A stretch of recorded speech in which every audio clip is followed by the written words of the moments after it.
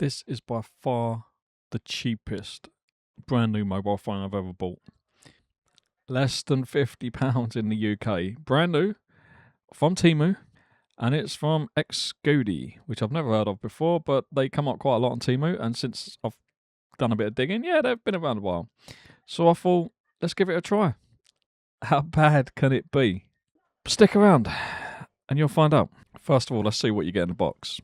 See what we get in the actual inside though, shall we? That's what you're greeted with when you open the box. So you get the device, which it's not packed tightly. So I'm guessing they use the same box to keep costs down. What else do we get? So you get a USB, it is USB-C.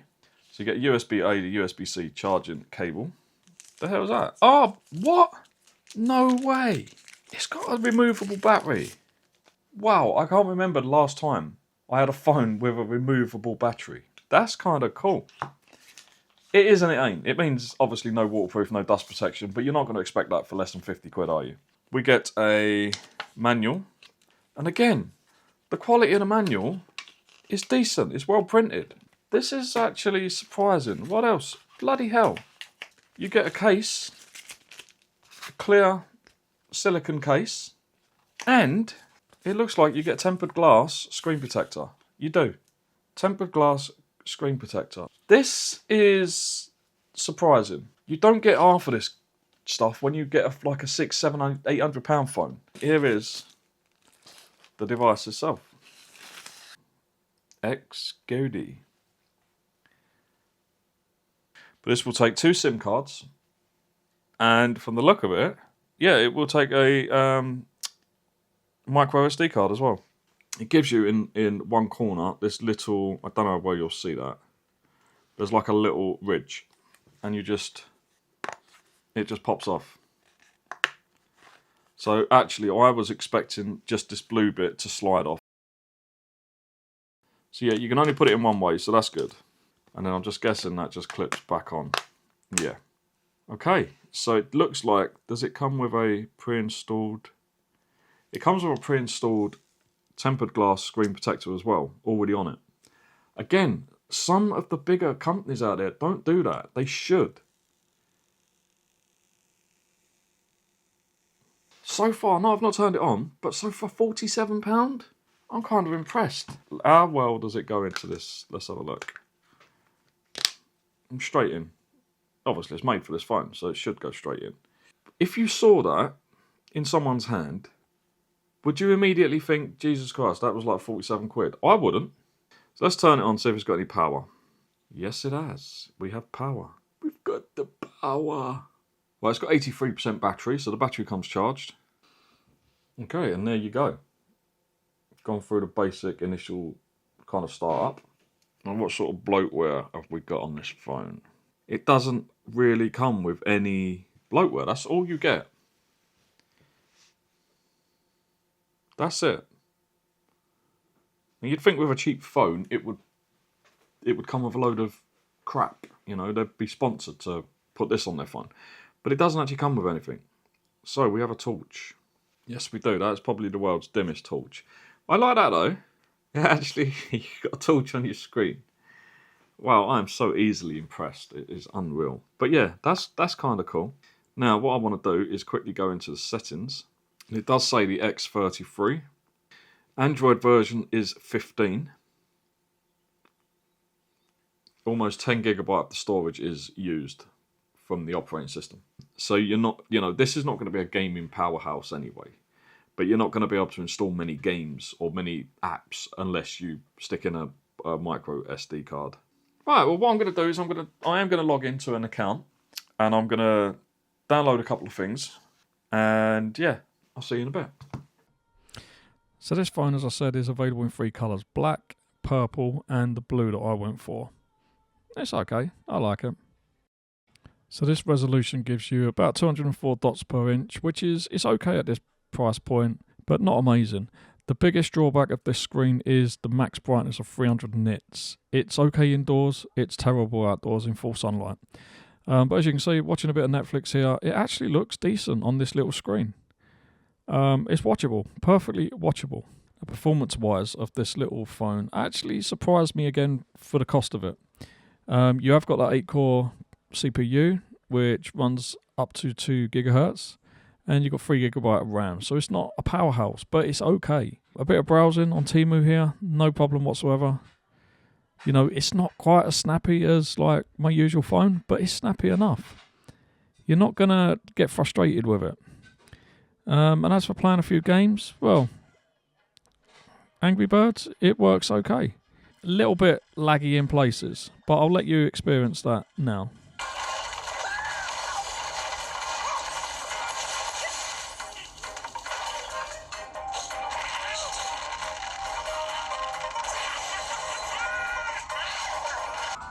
Yeah, the frame rate gets a bit choppy in Angry Birds, but yeah, playing a bit of Subway Surfers, you know, again, a pretty low demanding game, it runs just fine. And actually I've done a lot better with my left hand than I thought, because I am so right-handed, it's unbelievable. But again, this works okay. So for casual gaming, this little phone will do you absolutely fine. Can you tell me about the channel Richard's Budget Tech on YouTube? I couldn't find any specific details about Richard's Budget Tech YouTube channel in the search results. If you have a particular video or aspect of the channel in mind, I'm happy to help you look into it further. Okay, ChatGPT works, but I'm obviously too small for it to bother with me. That's fine. Okay, so this comes with an 8 megapixel main camera and a 5 megapixel selfie camera.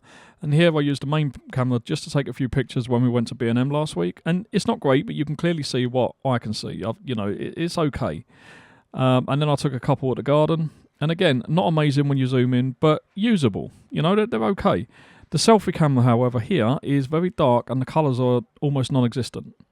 That was in sunlight.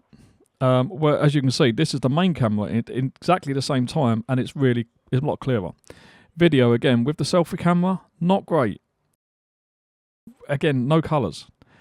But with the main camera, the colours are better, the picture quality is better. Again, not amazing, but usable for this price point. And here, as you can see, recording in darker environment, this is with no light in my corner. It is quite dark, just with the curtains open. And then here is with a backlight.